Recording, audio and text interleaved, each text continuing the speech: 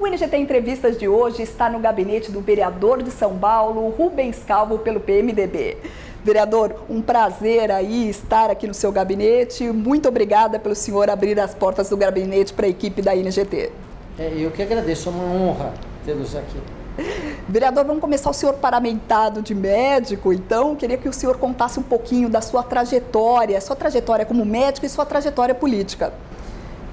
Médico eu sou, né? Vereador eu estou. Ótimo. Então nós não podemos nunca parar no consultório na atividade médica. Qual a sua especialidade? Clínica médica, eu tive clínico geral. Certo. Também eu fiz a vigilância sanitária como médico sanitarista e faço um pouquinho de psiquiatria. Porque meu pai sempre foi um psiquiatra renomado, então a maioria da clientela do consultório são de pacientes psiquiátricos. Certo. E aí acabei, por osmose, por estar junto, por ser obrigado a atender junto, então a entender um pouco de psiquiatria. Certo. Mas para você ser médico, você tem que passar por todas as cadeiras, né? Você tem que saber todas as especialidades. Por isso, no médico generalista, né? Do clínico geral, que hoje existe residência médica em clínica médica. Antigamente não, o médico saía como generalista, depois ele se especializava em cardiologia, pneumologia, psiquiatria, neurologia, ortopedia e assim por diante. O senhor se espelhou aí no seu pai como médico e também se espelhou no seu pai para entrar na carreira política? Sim, porque meu pai foi um médico da comunidade onde eu nasci, eu fui criado, que é o bairro de Casa Verde e adjacência. E naquela época não se tinha assistência médica como tem hoje. Então o fato dele ir às casas das pessoas, trazer o problema da pessoa para nossa casa, então a gente vivenciava dia e noite. Então claro que eu segui a carreira médica me espelhando no trabalho do meu pai, principalmente no trabalho assim, de um médico de cabeceira de doente, que hoje em dia é muito raro isso. E um médico generalista, né? E a política também. Por quê? Porque a nossa luta começou na desigualdade, que leva a muitas infelicidades e enfermidades, principalmente na periferia da nossa cidade, principalmente nas áreas onde não tem saneamento básico. Hoje a violência doméstica é uma questão de saúde pública, então a saúde sempre esteve ligada nas questões prementes da evolução humana. Isso me fez militar na política antes do meu pai. Antes do seu pai? Eu comecei a militar primeiro em partido político, para depois eu incentivá-lo a sair candidato. Conta essa história pra gente. Aí ele se elegeu vereador, depois de vereador deputado, foi aí então que eu saí candidato a vereador. E foi assim que eu iniciei a minha carreira. Mas a gente já lutava na periferia, eu fazia eu me lembro que quando me formei, nós compramos uma Kombi que se usava para fazer a biografia, que era um exame que se pedia para tirar a carteira de trabalho, para se atestar. É uma mini chapa do pulmão, para se atestar se a pessoa tinha um foco de tuberculose ou não.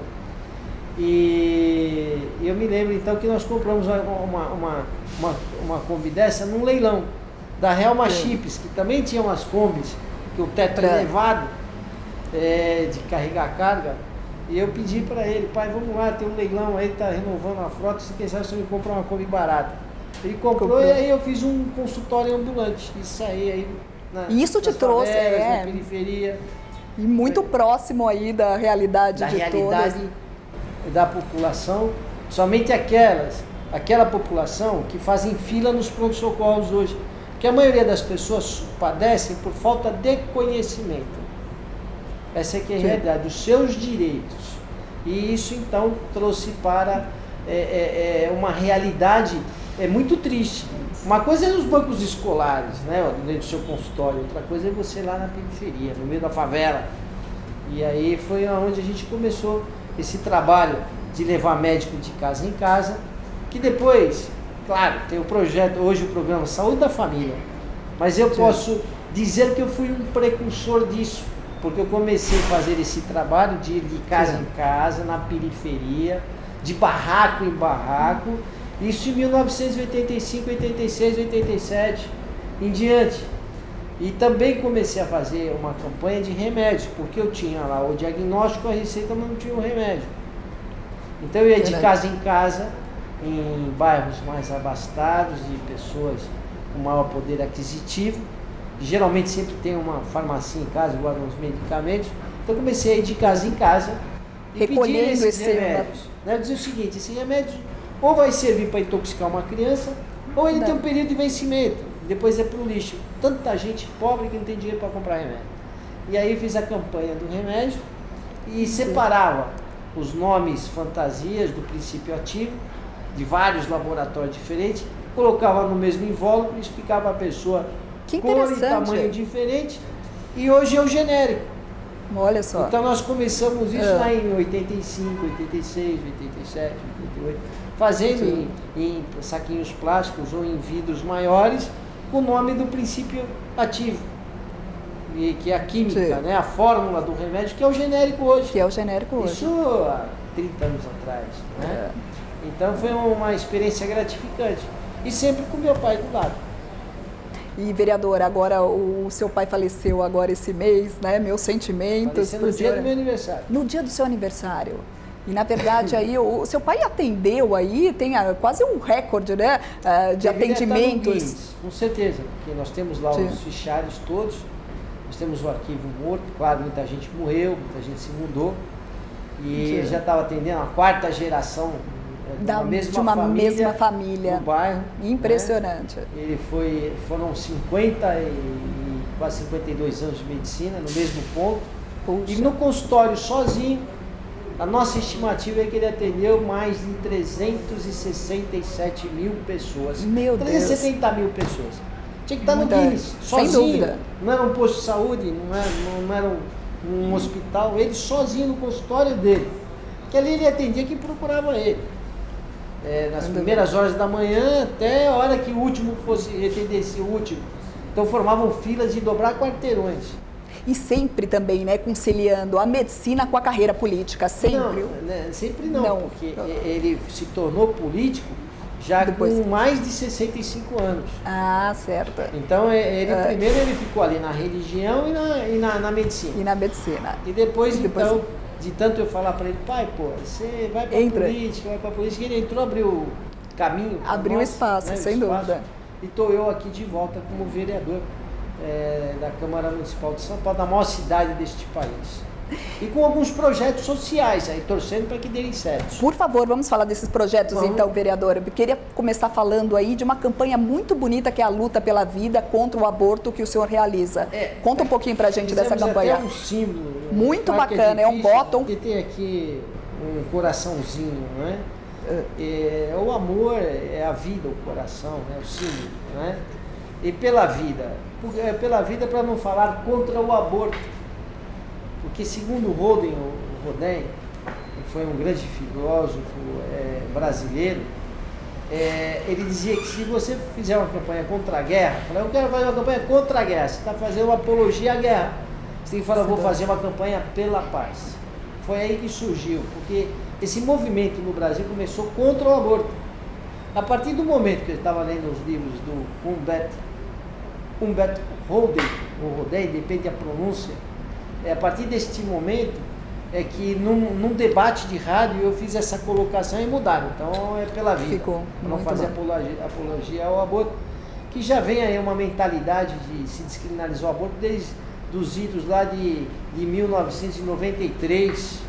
Né? Chegamos a fazer o primeiro abaixo-assinado, né, aqui na Câmara Municipal de São Paulo. O vereador Chitaro Camia era do PSB, ele se elegeu deputado federal.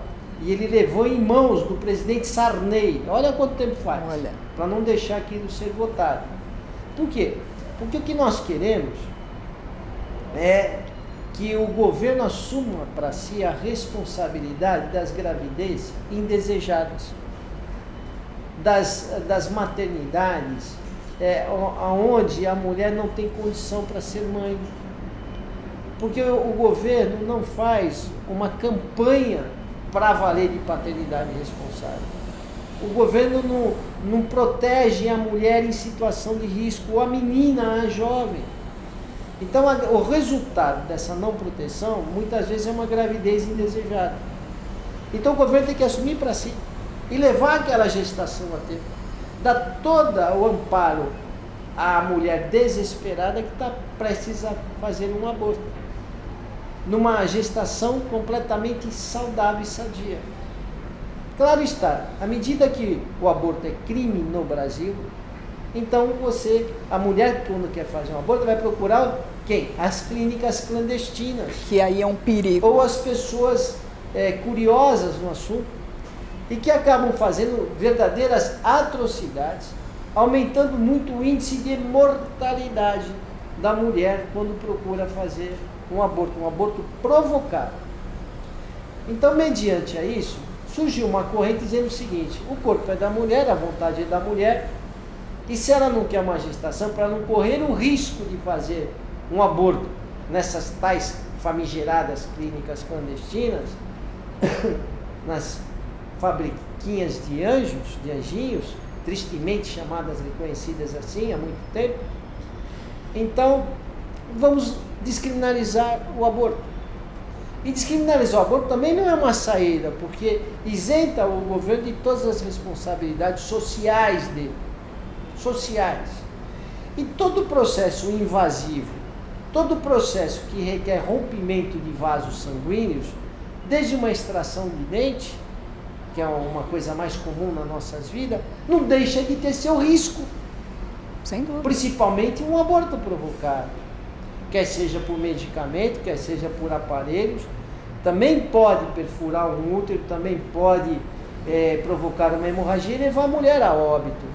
Então, de repente, a gestação... Eu tinha um amigo que era obstetra, já falecido, ele dizia o seguinte: a única doença... Um dia, a humanidade não vai ter mais doença, porque a gente está evoluindo muito. Então, vocês, médicos, estarão todos desempregados. Eu falei, se Deus quiser. E ele dizia assim, mas eu não, eu sou o único que não vou morrer de fome dentro da medicina, porque eu sou obstetra. E isso não é doença. Ou desta doença, ele brincava, não tem cura, porque a humanidade precisa das gestações para se renovar, para poder crescer, para evoluir. É a perpetuação da espécie. Sem dúvida. Então, a mulher que provoca um aborto, ela, mesmo dentro de um centro cirúrgico, mesmo num hospital, ela corre o risco de ter uma hemorragia. Essa hemorragia pode não estancar, e aí vão lá, né, às pressas, tirar o útero dela, e claro que ela poderá virar óbito. Então tem uma incidência que infelizmente ninguém faz uma estatística para valer nesse país.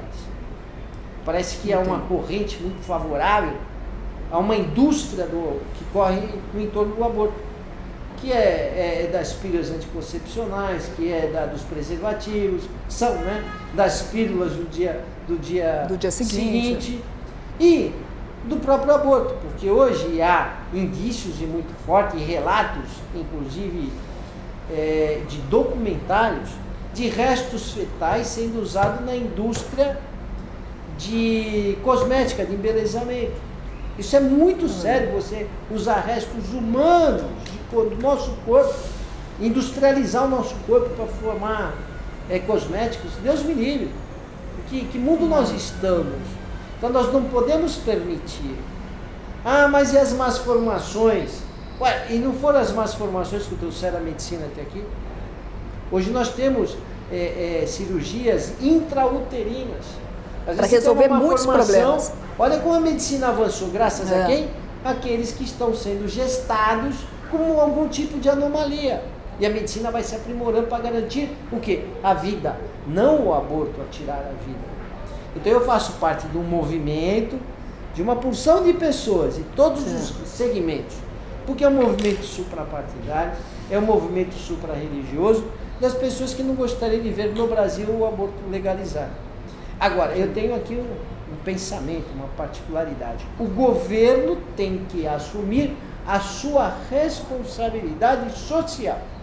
Então eu estou querendo construir aqui na Câmara Municipal importante. Um estatuto. Eu quero criar uma nova mentalidade. A maternidade de risco social. A gestação de risco social. Porque existe já a gestação de risco. A mulher hipertensa, ou outros problemas, por exemplo, diabetes gestacional, né? Uma gestação, a mulher tem lá um quadrigêmeo, está gestando 4 de uma vez, é uma gestação. Então nós temos hospitais, maternidades especializadas nessa em gestação de risco. Como é o caso da maternidade Cachoeirinha, que é municipal e que é uma maternidade vitrine, é escola. Então nós temos a gestação de risco, mas eu queria criar algo no seguinte sentido, da responsabilidade do governo, quer dizer, é risco social. Ou é a mulher que é muito menina para ser mãe, muito pobre, não tem condições, nossa, eu tenho 3 filhos aqui passando necessidades, vou ter o 4, e no desespero ela corre para produzir um aborto. Ou aquela gestação que adveio de um encontro fortuito de um casal, quer dizer, sem responsabilidade nenhuma naquele enlace deles. Né? Uma mulher também que vive num ambiente de violência doméstica. Uma mulher que vive em ambiente de violência doméstica. Uma jovem que deixa de ter o apoio dos pais, da própria família, porque de repente é uma gestação fora de um casamento, dos padrões sociais aí que a gente tem aí, dos hábitos e costumes da nossa sociedade, e que recriminam muito a mulher, ainda mais no momento mais sensível, mais delicado da vida dela, que é o início de uma gestação, porque ela hormonalmente ela está se alterando toda, psicologicamente também. Claro. Ou ela queria aquela gestação, ou de repente chegou numa hora, eu estou entrando na faculdade, eu gostaria, agora que meu filho já está indo sozinho ao banheiro, não é tão dependente, eu gostaria de voltar a trabalhar, estudar. Então alguma coisa frustra ela, e dentro dessa frustração ela desenvolve uma angústia. Dentro dessa angústia, uma tristeza, uma depressão, e por que não uma psicose? De repente ela começa, ela mesma dentro de um processo agudo de uma frustração repentina na vida dela, ela começa a variar nos seus objetivos de vida e nos seus lados negativos. Então ela está completamente fora de si. Eu pergunto, será que essa mulher ela é totalmente dona da sua vontade naquele instante? Porque eu conheço a maioria das mulheres, eu conheço uma gama muito grande, porque eu sou médico, continuo atendendo, a maioria das mulheres, já numa fase mais madura da vida, depois dos 40 anos de idade, e que os filhos já cresceram, e que de repente ela precisa buscar um sentido na vida dela, ou porque está entrando na menopausa, ou porque está se aposentando, quer voltar a estudar, ou porque se separou do marido, não importa, qualquer fase da vida dela, que ela entra em depressão, ela é remetida àquele ponto que ela praticou um aborto. E ela vem muito, muito, muito amargurada, muito depressiva no consultório. Existe um estudo mundial de que há um índice muito grande de suicídio em mulheres que cometeram aborto. Por quê? Porque estavam desesperadas e tiveram ajuda. Porque elas fizeram algo que não sabiam que estavam fazendo e se arrependeram depois. E como seria esse apoio? O apoio é do governo. Então, gostaria de construir um estatuto da Câmara Municipal de São Paulo, porque acho que São Paulo tem responsabilidade com o Brasil. São Paulo é uma cidade grande. Sem dúvida. É uma cidade onde as pessoas têm acesso maior às informações e à tecnologia. Então São Paulo tinha que dar um exemplo. Um estatuto da gestação de risco social, aonde quem faz o diagnóstico de gestação geralmente é um profissional da saúde, porque a mulher não confia no teste de farmácia. Verdade. E aí ela acaba indo confirmar. Então ela traz uma menstruação dela, se dá negativo e ela gostaria que fosse positivo, ela também não confia, porque ela fica frustrada ali, poxa vida, traz uma menstruação, mas que está dando negativo. E se dá positivo, ela não queria que desse positivo, ela não queria engravidar, e ela também não confia. Por quê? Porque são testes falhos, tem uma porcentagem de falha. Então ela vai procurar um profissional. Então vamos lá, atrasou a menstruação da mulher, ela vai, a primeira coisa que ela faz é um teste de farmácia. Ela fez lá, deu positivo, ela fala, eu preciso constatar isso aqui. Então não é só simplesmente um atraso menstrual que a mulher pode ter em qualquer fase da vida dela. Então ela vai procurar um centro médico. E lá ela vai fazer um exame de sangue, que é o beta-HCG, ou uma outra sonografia, que você já vê lá nas primeiras semanas na formação do saco gestacional, coraçãozinho batendo, quer dizer, já tem vindo, né? E ela vai, estou grávida. Este profissional que faz o diagnóstico de gestação deveria fazer porque ele está em contato com a mulher. E a mulher já está mostrando para ele se é de risco ou não. Sem dúvida. Porque ele está dizendo, puxa vida, como é que eu vou falar lá em casa? Puxa vida, eu queria tanto agora que eu fui promovida a seguir na minha carreira. Puxa vida, eu tenho 3 filhos em casa que estão dando um trabalho, estão passando fome. Puxa vida, meu marido me bate tanto e mais um filho. Como é que eu vou fazer? Até em desespero. Então ele compulsoriamente, como nós fazemos, ele classifica para doenças infecto-contagiosas. Se chegar um paciente e fizer um diagnóstico de tuberculose no meu consultório, eu sou obrigado a notificar a vigilância epidemiológica. Certo. E por que não ele notificar o Estado? E por que não o Estado mandar um assistente social para amparar ela e dar apoio psicológico, apoio de assistência social, apoio material, apoio técnico, científico, médico, para aquela gestação vir a termo. Depois da gestação vindo a termo, aí ele vai saber se a mulher tem condições de continuar exercendo a sua maternidade, ser mãe, ou não. E se não, conscientemente a mulher poderia doar ao Estado, que poderia doar a inúmeros casais brasileiros que estão numa fila imensa para adotar uma criança. E não tem hoje que você tem tráfico de criança, né? Roubo de criança, que leva aí para outros países, um comércio de criança. Meu Deus do céu, que mundo a gente está? E você teria, na verdade, também, já, tanto que a gente está falando aí que o Brasil não tem estatísticas sérias, né? Você teria uma estatística real aí, né? Porque saindo do consultório médico, você já teria... Exatamente. Eu já estou produzindo um projeto de lei, não é meu esse projeto, é de outro vereador de outra cidade, que eu me recordo que de Brasília, que nós estamos aqui copiando a ideia, aprimorando dentro da realidade de São Paulo, o seguinte, que quando a mulher é notificada do seu, que ela está, do seu diagnóstico, está gestando, o médico ele é obrigado a informar ela sobre os riscos do aborto.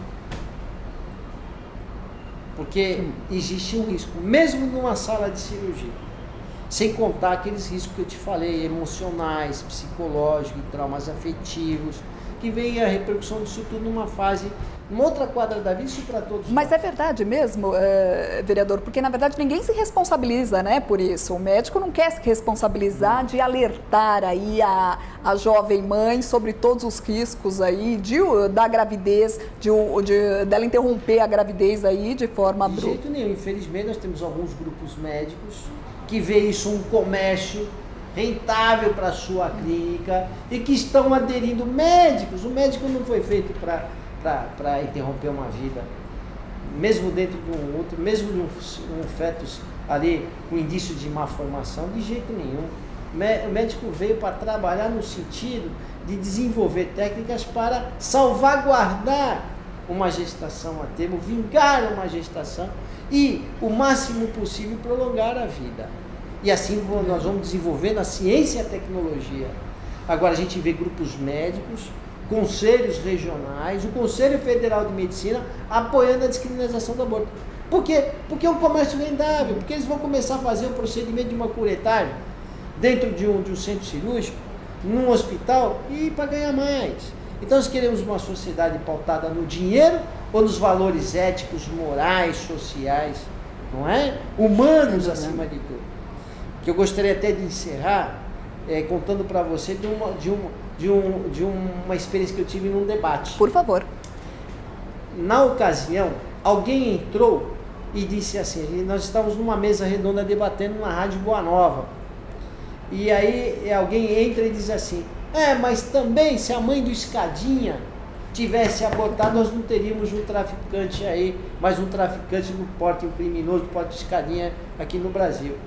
E o Narras, um companheiro nosso de debate, que também defende a vida, ele diz assim, a senhora tem toda a razão. Inclusive, se a mãe do Einstein tivesse abortado, nós também não teríamos um Einstein que tanto ajudou a evolução da humanidade. Sem dúvida, né?